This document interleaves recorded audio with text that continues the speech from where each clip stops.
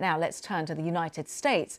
President-elect Donald Trump is mounting pressure on Congress to pass a federal spending bill in an attempt to avoid a government shutdown within hours.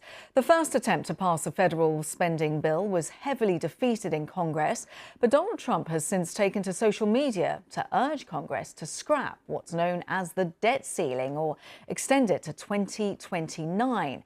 Now, despite Donald Trump originally backing the bill, 38 Republicans broke ranks and voted against it. It failed to reach the required two-thirds majority.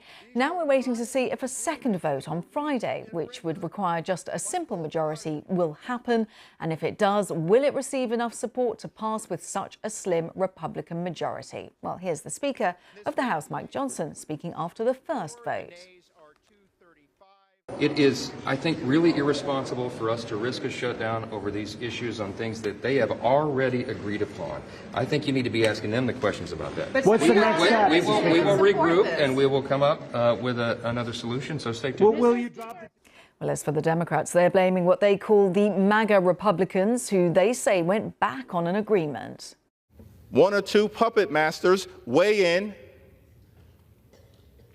and the extreme MAGA Republicans decide to do the bidding of the wealthy, the well-off, the well-connected, millionaires and billionaires, not working-class people all across America. The bill that is before us today is just part of an effort to shut down the government.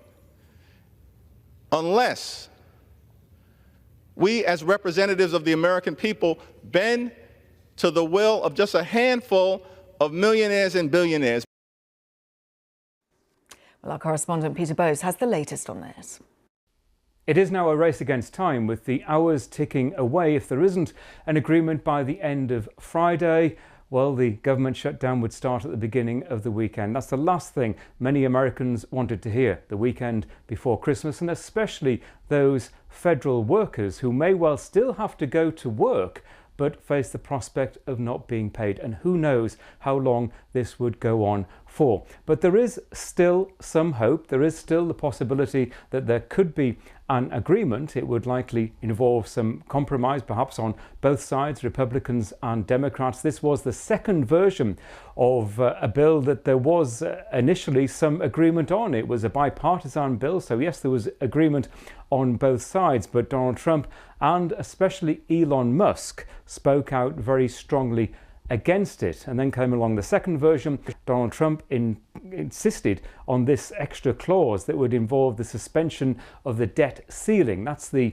amount of money that the federal government can borrow to fund services. And Democrats say, well, they believe that Donald Trump wants this to give him a free rein over the first couple of years of his administration to cut taxes, which Democrats say would benefit the better off in this country, and would lead to an increase in the federal deficit. So there's still some hope, but it will involve potentially compromise that won't look good for Donald Trump if that clause is dropped. And it also doesn't bode well.